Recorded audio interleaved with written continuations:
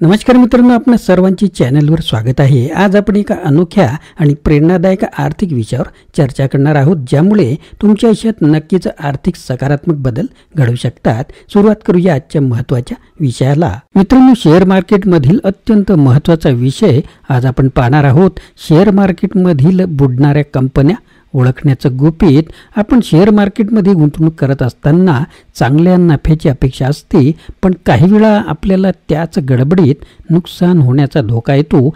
तर असं काय आहे ज्यामुळे आपण बुडणाऱ्या कंपन्यांना ओळखू शकतो आणि आपल्या पोर्टफोलिओचं रक्षण करू शकतो? या व्हिडिओमध्ये आपण शेअर मार्केटमध्ये नुकसान कसे टाळावे आणि श्रीमंत कसे व्हावे या पुस्तकातून काही महत्त्वाच्या टिप्स घेणार आहोत।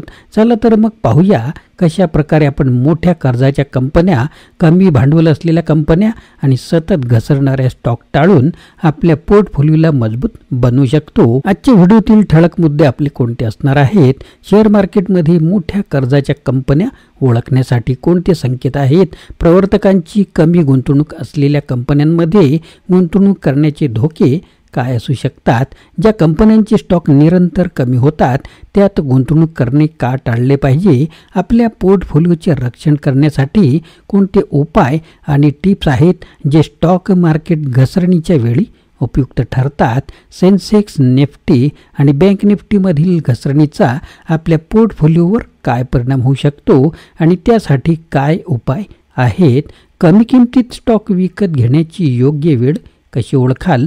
ज्या कंपन्यांचे तिमाही निकाल खराब येत आहेत त्यात गुंतवणूक करणे का टाळले पाहिजे? मध्यम आणि छोटी कंपन्यांमध्ये गुंतवणूक करताना कोणत्या बाबींचा विचार आपण केला पाहिजे? मित्रांनो, आपण जर चॅनलवर नवीन असाल तर चॅनलला सबस्क्राईब करायला विसरू नका। अत्यंत महत्त्वाच्या मुद्द्यांना आता आपण सुरुवात करूया की कोणते स्टॉक आपण संपूर्णपणे टाळले पाहिजे। पहिला मुद्दा, मोठे कर्ज असलेल्या कंपन्या आपण टाळल्या पाहिजे। त्या का? तर तेजीच्या काळात बऱ्याच कंपन्या असाधारणपणे वाढतात। अशी वाढ करताना अपरिहार्यपणे भांडवलात वाढ होते। ती करण्यासाठी कंपनीसमोर दोन पर्याय असतात, एकतर नव्याने स्टॉक विक्रीस आणणे किंवा कर्ज उभारणं। दुसरा मार्ग सोपा असतो, वाढीचा वेग ठराविक राहिला तर कर्जाची फिकीर कंपन्यांना नसते। तसं झालं नाही तर काळजीचा विषय होतो। सुझलॉन हा लोकांचा 2006 ते 2008 या काळातला आवडता स्टॉक होता। कंपनीचं कार्यक्षेत्र होतं पवनचक्क्या तयार करणं। त्या काळातला भरभराटीचा असलेला उद्योग व्यवसाय सगळं कसंच सुरू होतं, पण 2007 साली तर स्टॉकची किंमत दुप्पट झाली। पण आणखी विस्ताराच्या हव्यासापायी कर्जाचं ओझं वाढत गेलं। महागड्या मालमत्ता खरेदी केल्या, ताळेबंद बिघडला, मग कंपनी कर्जाच्या जाळ्यात पूर्णपणे अडकली। मिळालेला नफा व्याजापोटी संपू लागला, आर्थिक स्थिती बिघडू लागली। खेळतं भांडवल आणि व्यवसायाची गरज म्हणून मालमत्ता खरेदी यापायी आणखी कर्ज वाढलं। 2007 या आर्थिक वर्षात असलेलं 5164 कोटी रुपयाचं कर्ज 10 वर्षात म्हणजे 2017 साली 17,053 कोटी रुपयावर जाऊन पोचलं। 2009 पासून कंपनी तोट्यात दिसत होती। स्टॉकीचे भाव हे 2008 पासून घसरत होते। अखेर ही घसरगुंडी 4 वर्षांनी 95% किमती उतरल्यावर थांबली। लोकांनी गुंतवणुकीसाठी पहिला नंबर दिलेली सुझलॉन ही कंपनी लोकांच्या कष्टाचा पैसा बुडवणारी दिवाळखोर कंपनी म्हणून त्या दशकातली कुप्रसिद्ध कंपनी ठरली। भरमसाठ कर्जे घेतलेल्या कंपन्यांपासून 4 हात दूरच राहा। डेब्ट टू इक्विटी रेशो बघून तुम्ही अशी कंपनी ओळखू शकता। हे गुणोत्तर वाढत असल्यास ती धोक्याची घंटा आहे। ज्या कंपनीचा डेबिट टू इक्विटी रेशो 1 पेक्षा जास्त आहे आणि दरवर्षी वाढत आहे, तसेच इंटरेस्ट कव्हरेज रेशो हा 3 पेक्षा जास्त आहे, अशा कंपनीवर फुली मारा। अशा कंपन्या 4 ते 5 वर्षात डबघाईला आल्या ते आपण मागील व्हिडिओमध्ये पाहिलेलंच आहे। तुम्ही कोणत्याही वर्षासाठी हे सूत्र लावून पहा, उत्तर तुम्हाला तेच येणार आहे. तर दुसरा मुद्दा आहे की प्रवर्तकांची भाग भांडवल अतिशय कमी गुंतवणूक आणि कंपनीचे भांडवल खूप कमी असणे अशा कंपन्या आपण का टाळल्या पाहिजे. कंपनीची खरी ओळख तिच्या मालकाला जितकी असते तितकी कोणालाच नसते. मालक म्हणून तुम्ही स्वतःच्या कंपनीच्या भाग भांडवलात जास्तीत जास्त गुंतवणूक करण्यास उद्युक्त नसाल तर काय अर्थ आहे. गुंतवणूक करताना शक्यतोवर लघु भांडवली कंपन्या टाळल्या पाहिजे. त्यांच्या मालकांची गुंतवणूक कमी असते. अनेकदा आपली गाशा गुंडाळण्याची वाट सुकर होण्यासाठी मालक कंपनीची बाजारात नोंदणी करतात. सर्वसाधारण नियम म्हणून 300 कोटीपेक्षा कमी भांडवल असणारी कंपनी ज्यात प्रवर्तकांचा वाटा 20% कमी आहे अशा कंपनीचा गुंतवणुकीसाठी अजिबात विचार करू नका. काही अतिशय सर्वार्थाने नामांकित कंपन्यांमध्ये त्यांच्या प्रवर्तकांचे भाग भांडवल 0 आहे. उदाहरणार्थ लार्सन अँड टुब्रो किंवा सिटी युनियन बँक या कंपन्या संस्था आहेत ज्यांची मालकी व्यक्तिगत नाही. काही विख्यात बँकांमध्येही प्रवर्तकांचा भांडवली वाटा 20% कमी आहे, पण तिथे तसा नियमच आहे.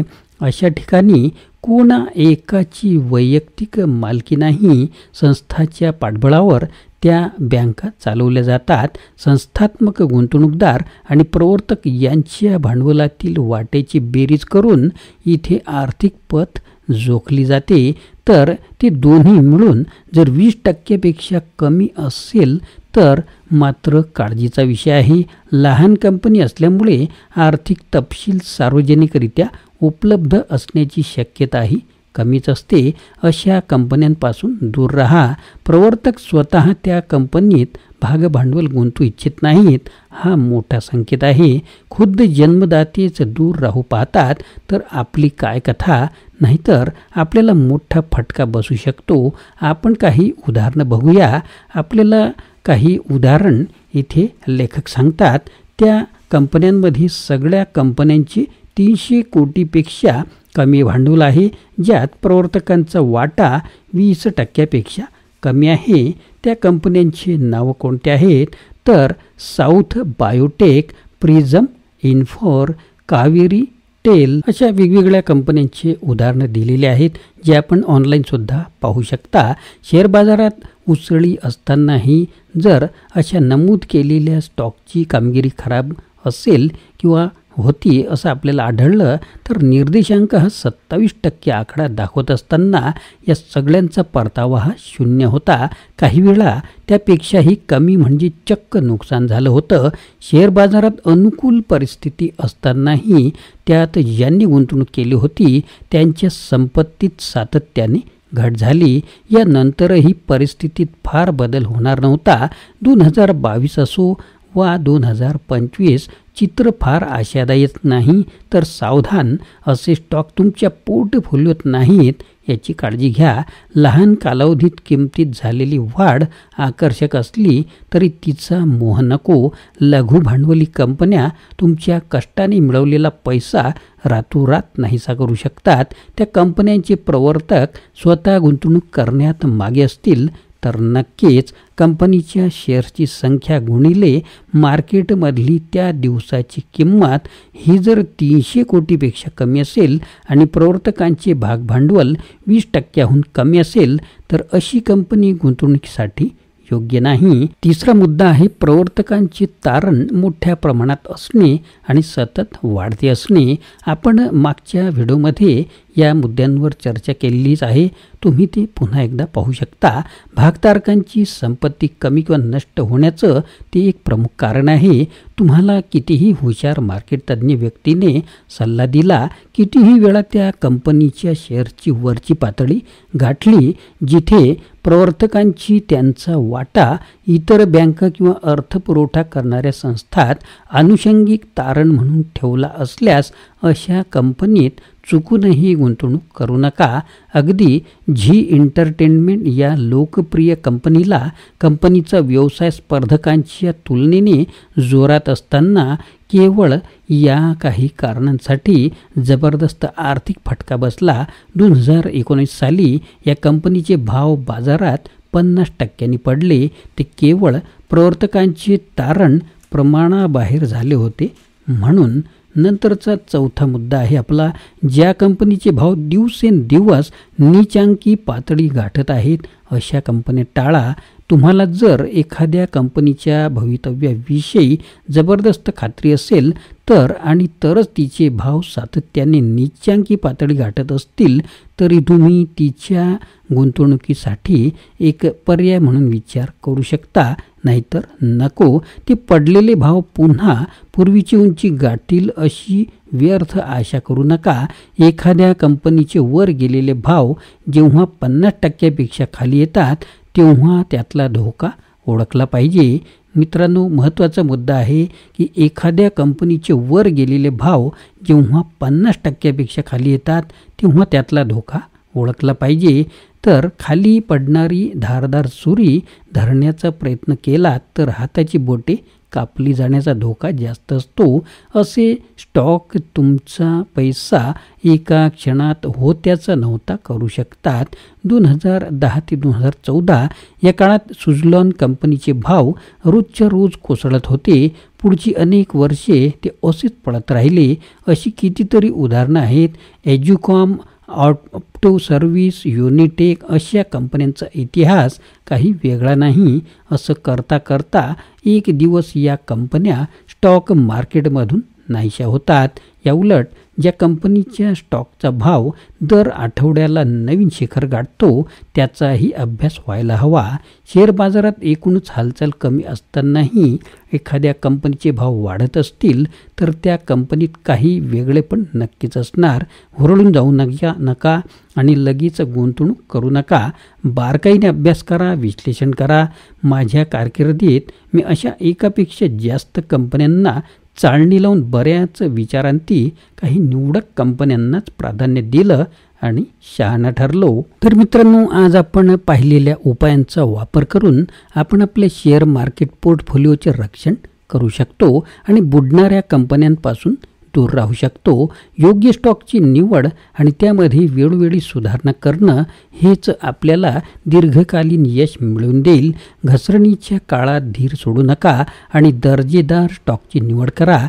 प्रत्येक चढ उताराचा सामना करत योग्य रणनीतीने आपण आर्थिक स्वातंत्र्याच्या दिशेने एक पाऊल पुढे टाकू शकता. शेअर मार्केटमध्ये यश मिळवण्यासाठी लागणारा संयम आणि ठोस निर्णय घेण्याची क्षमता ही महत्त्वाची आहे. जर तुम्ही या टिप्सचे पालन केले तर तुमचा पोर्टफोलिओ अधिक सुरक्षित आणि फायदेशीर नक्कीच होणार आहे. मित्रांनो, आशा आहे की तुम्हाला हा व्हिडिओ आवडला असेल. कृपया लाईक करा, शेअर करा आणि तुमच्या मित्रांसोबतही हा व्हिडिओ शेअर करा. चॅनलला सबस्क्राईब करा आणि आमच्यासोबत या शिक्षणाच्या प्रवासात सामील व्हा. पुन्हा भेटूया अशाच प्रकारच्या आगळ्या वेगळ्या व्हिडिओमध्ये. धन्यवाद.